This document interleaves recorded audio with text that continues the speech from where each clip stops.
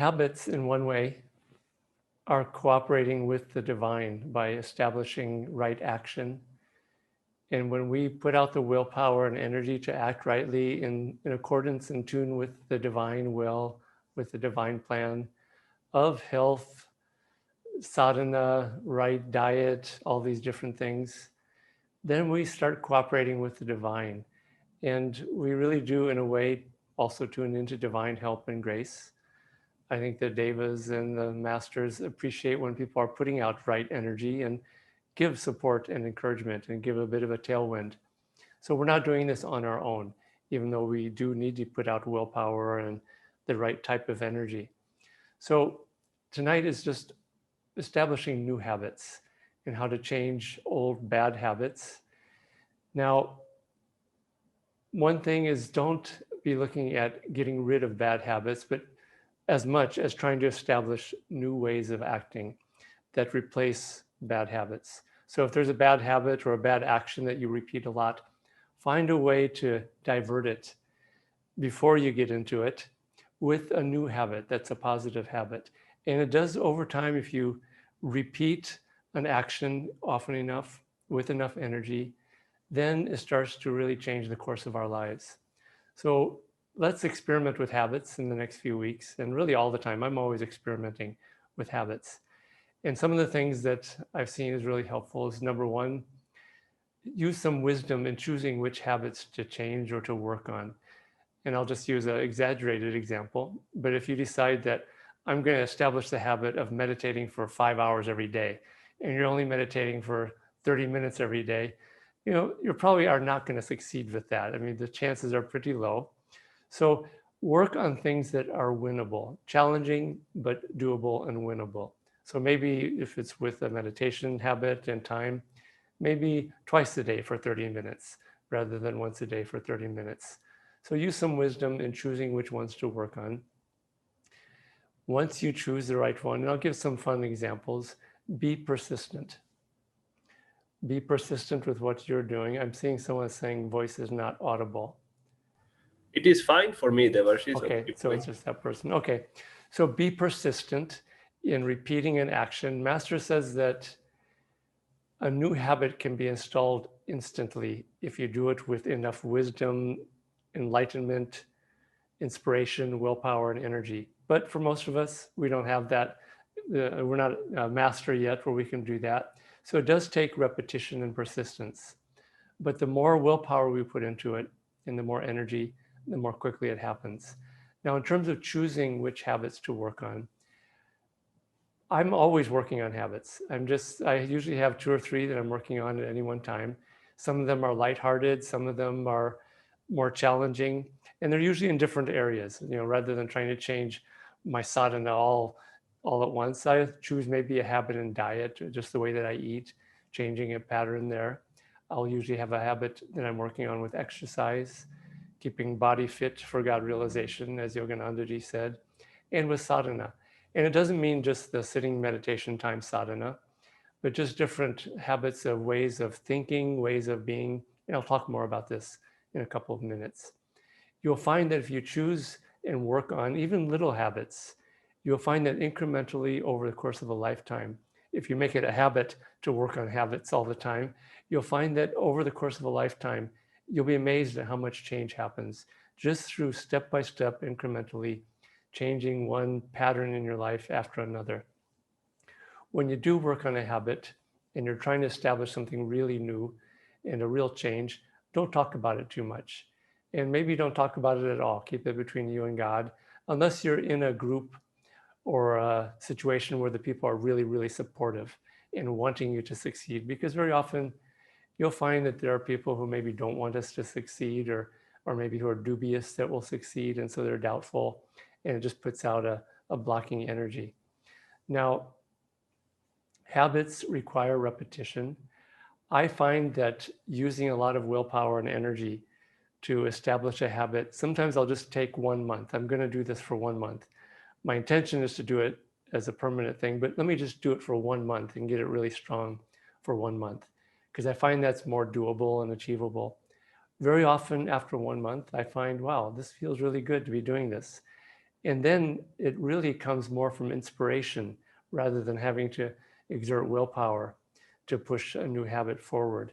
So work with enthusiasm and inspiration also. In the beginning, it may require more willpower and determination, but also tune into the power of inspiration and enthusiasm to keep us going with it. Now, effort is really important. I'm going to read something that Paramhansa Yogananda wrote in this book. This is a really beautiful new book, Scientific Healing Affirmations. This is the 1924 edition. It's available from Sangha Publications. Here, Master is talking about habits of chronic disease, but you can apply this to really any habit that you want. Effort and attention are absolutely necessary to arouse faith or will or imagination, which, when stimulated, automatically impels the life energy to effect a cure. Desire or expectation for results weakens the force of attention. Without will or faith, life energy remains asleep and cure cannot take place.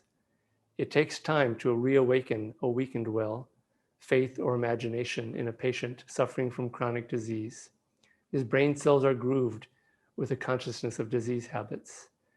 Now, it does take time depending on how established a bad habit is, but it's doable. And one of the things that Master says here, and I think it's very important, two things. He says that desire or expectation for results weakens the force of attention. What he's saying is that wishful thinking basically is passive, and that weakens the willpower and it weakens the life force. So yeah, we want to have expectation and power behind it, but we have to be putting will behind that expectation or power.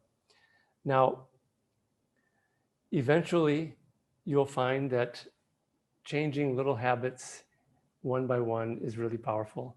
And I'm going to talk about one particular habit before Vineet shares some more. Working with the habit of the mind and of the feelings. These are really, really important. For example, I've worked for a long time at developing the habit of devotion, of just having moments during the day when I divert my mind and my heart and the feelings of my heart towards God. And it's just a really wonderful experiment to do. Another one is habits of reaction. So if there's a certain person or a certain situation that causes you to respond with anger or irritation, be aware of it and start consciously working at when the next time that situation comes up, I'm going to respond with sending healing prayers or love or joy to the person. And if you do it strongly enough and often enough, it really starts to change to the point where after a while, when that person digs their elbow into your ribs to try to irritate you, it's just a habit to respond with joy or love or affection. So experiment with those types of habits also.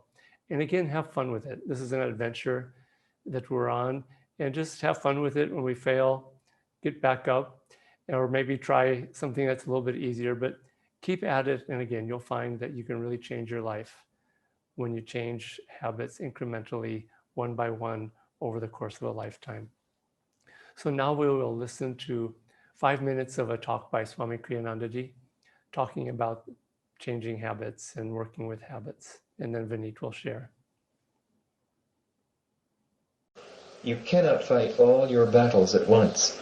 There's no point in becoming discouraged if you find that there is some fault that is just too big for you. There will be probably many faults that are too big for you, some you may not even see. Don't worry about it. Don't try to scatter your forces and take on all your inner enemies at once.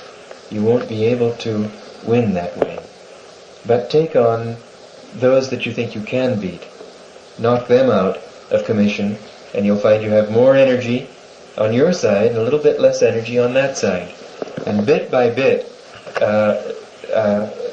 fight those few battles that you feel yourself strong to do until you find that you are developing the strength to take on the bigger enemies, the bigger delusions. Don't try to accomplish all good things at once. Try to accomplish one thing well, instead of huffing and puffing and dashing through all the virtues at once, trying to do all the techniques well at once. Do just a few things and do them deeply. The Master spoke of chanting, for example. He said, take one chant and repeat it day after day, all day long, until you finally achieve a divine response. Then you will have spiritualized that chant, and any time you chant it, it will give you that inspiration. So, with anything that you do, try to do a few things and do them well, instead of thinking, well, but how can I ever do all the things Master said, and then trying to do them all. He said, if you do even 100th part of what I have said, you will get there. So don't worry about all the things you haven't done, all the things you haven't faced yet, all the virtues you haven't accomplished yet, all the techniques you haven't perfected yet.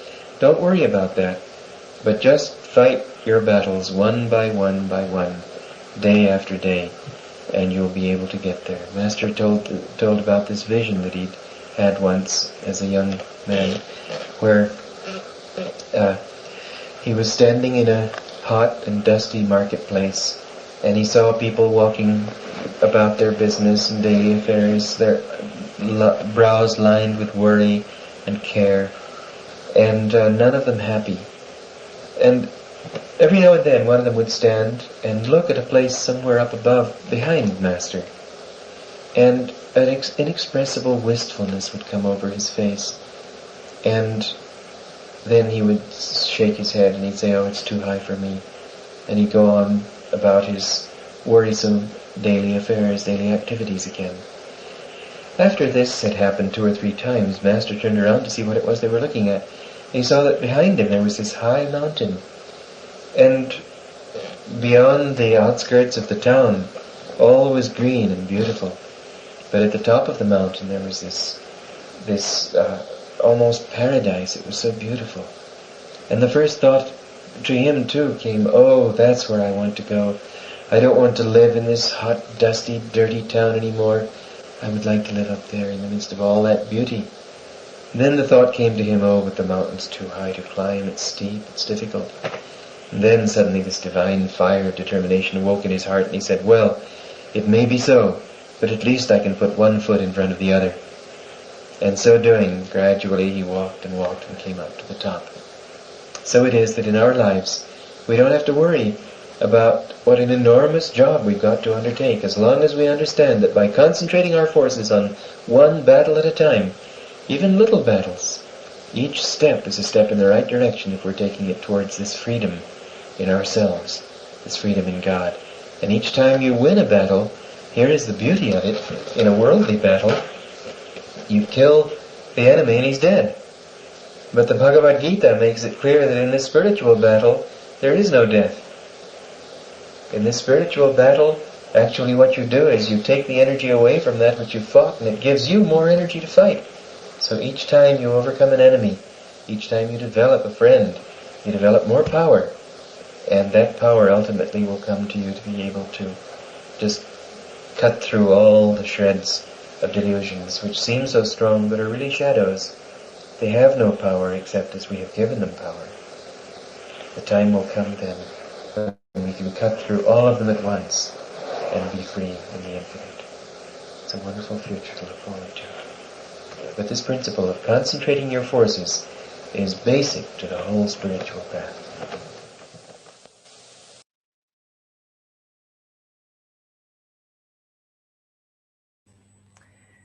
Well, good evening, everyone, and thank you, Devarshiji, for sharing. And that was really wonderful, tuning into Swamiji and sharing his thoughts about how we can basically approach habits one at a time. And like Devarshiji was sharing about which battles do we want to choose, which habits do we want to work on. And I was thinking, since Devarshiji and Swamiji have shared so much about it, I can have some fun with this topic. And just before this webinar began, I called one of my brother monks and I had a question relating to this webinar. And so he asked me, so are you all ready for the webinar? Everything is set. I said, oh yeah, it's just about changing habits. I changed the topic a little bit according to my convenience. I said, it's just about changing habits. I have a good habit of eating good food every day. It's very easy to eat junk food every day. It's not a big deal, about it. And he said, and we both had a good pause and we started laughing. And of course, we are talking here about developing good habits. And we know how much energy, strength, willpower, and concentration it takes to develop even one single good habit. But one thing I've found is when working with habits, and as Devarshi was sharing that he's always working with habits, I also have a tendency to kind of tune into some habit or the other at different phases in my life. And one thing I've found recently is, which helps with almost every habit, you could say it's the Brahmastra to work with any kind of habit, is joy. And I've found whenever I'm trying to stick to any old habit, any old patterns, it's because I feel there's something missing inside, that inner joy that is lacking. And when that inner joy is lacking, then automatically there is that vacuum which I think I can fill it with this maybe junk food, or I can fill it with this movie, or which is maybe not very uplifting. I can fill it with some other kind of fillers. And habits usually many times act as just fillers when there is a lack of inner joy. And the more we have inner joy, the more we are in that state of super consciousness, or at least approaching, slowly we find that those little habits which were just trying to hold us down, they just go away. And you feel like, really, was that really trying to hold me down? So I would encourage myself and all of us to have fun, like Devarshiji was saying, and not to make it grim, because sometimes when we think about willpower, it can sound like too grim. And as Swamiji said, that especially when we even talk about the energization exercises, we say about it as willingness. So be willing, have fun with it when you're doing the habit, when you're working in any particular habit. I like to just have, of course, a serious habit, but also something which is just absolutely fun, or might even sound a little bit nonsensical. But anyways, it's just my life, and I can have some fun with a few habits. It can even be like, okay, when I wake up this morning, I will have a timer of how quickly, not a timer, literal timer, but how quickly can I think of God after waking up? Or am I still stuck in the slumbers that, oh, one more new day and there is this thing to do and that thing to do? So have fun with habits, and the more joy we have in life, the more easier it is to get rid of habits. And again, as Swamiji said, that it's good to head on with those that we can work on and not take the bigger delusions, because it can be very challenging and also not very encouraging. If we are to just, if we are destined to fail, then why choose that battle at all? Why not increase the strength of our inner strength and then take head on these big battles which we have?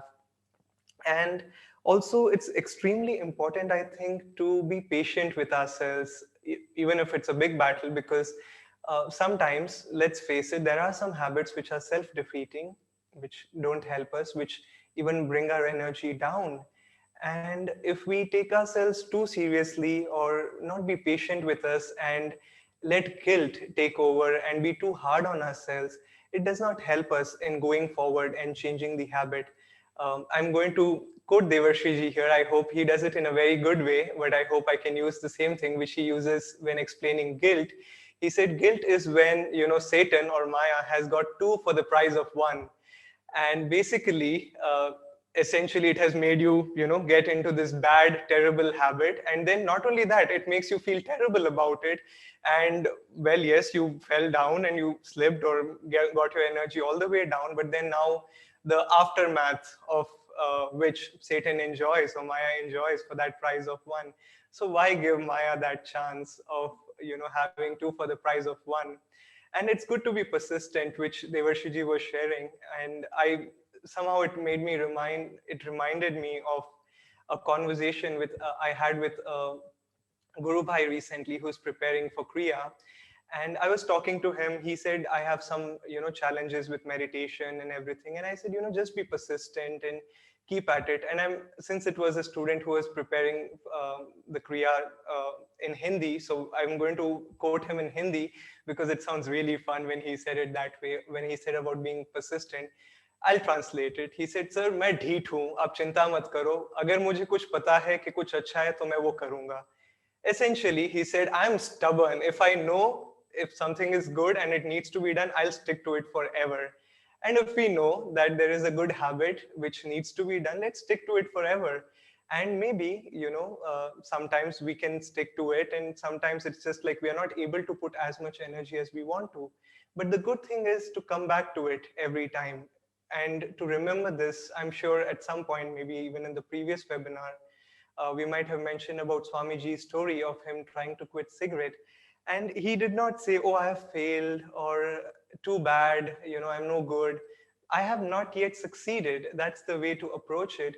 And when we approach that, and what is habit at the end of the day? It's just a karmic pattern which we have repeated 1,000 times, tens of thousands of times, lakhs of times, or millions of times. It doesn't matter over the incarnations. But we should remember that every karma is finite, it's fixed, it's not infinite. The only thing infinite, or the only thing which is true, is our oneness with God. And every time we associate ourselves as I'm a child of God, and it doesn't matter, these are just outward forms. Okay, I'm wearing this garment, but it's not going to be there forever. After 1,000 washes, this is going to go away. And so we just need to give it 1,000 good washes with some good habits, and any bad habit will go away. So we don't have to be too serious about it that, oh, I'm no good. Let's face it, any one of us, unless we are, self-realized, we are fully liberated, we have some things to work upon. And the fact that we have some things to work upon, we should be glad that when we find that, okay, there is something which I've found, which I can lay my hands upon and completely work on it, rather than, beating ourselves with a stick. There is a beautiful song of Swamiji. I think the title of the song, it's Devil's Worship, something like that. I forget, I'm sorry. But it essentially says that, there's no point of beating darkness with a stick. Just turn on the light. I'm messing up the words, but essentially it says this, that there's no point in just beating ourselves or beating anything where there is darkness with a stick. Rather, focus on the light. And just as Devarshiji was saying, that don't focus too much on the bad, but rather, the positive opposite. So if there is something called fear in our life, the positive opposite is what? Love. If there is sorrow, the positive opposite is joy. If there is, let's say, an bad habit of lethargy, let's focus on the positive opposite of being more active, being more energetic, and being around people who are more energetic. Well, I'm running out of my time, but I hope you have a lot of fun with habits over this month. And we all have a lot of fun with these habits. With that, I would like to pass on to Devarshiji to basically wrap up today's satsang. Thank you, Vineet. That was very helpful. And I will just re-emphasize the power of joy, of divine contact, because bad habits really are the bondage of limitation. And it's our own thought process, our own delusion. We're the ones who limit ourselves. And yes, we've been caught in delusion for who knows how many lifetimes. But with the power of inspiration, with the power of the divine, with the power of God-given willpower and energy and these teachings in our Guru Bhais, again, you'll be amazed at how much progress you can make in one lifetime with habits, with working at changing ourselves. One really just so important one of all is to have daily divine communion. Because when we have daily divine communion, we start to change our identification from this little self to our divine self.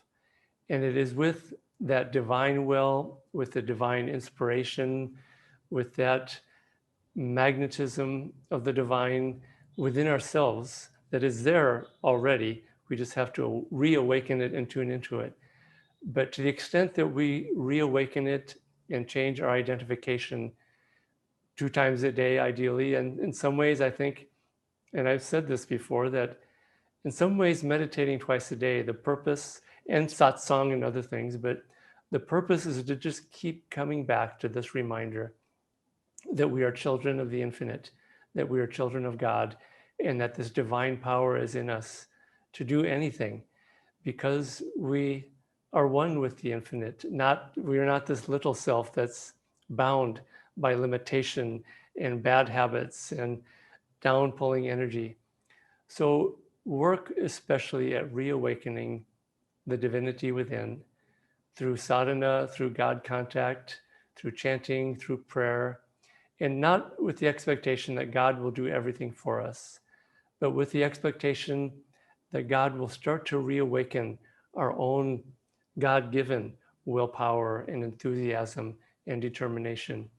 And finally, just realize that working with habits is a way of cooperating with divine grace, with divine power.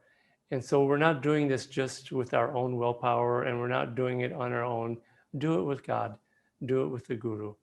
Work with habits by praying to the Guru when we stumble and say, okay, I didn't succeed this time. Help me, inspire me, lift up my willpower, and work on, especially again, sadhana, meditation, divine communion. And that's really where the power to change ourselves comes. It comes from the divine. Our part is important, which is to use our own willpower, divine willpower, but tuning into God in every way that we can, every day, changing our identification. And you'll find that that's really what gives us the power to establish new good habits. So we wish you the best with success. Experiment, have fun. If you fail, try again, try harder, or maybe try something more winnable, but keep working at it.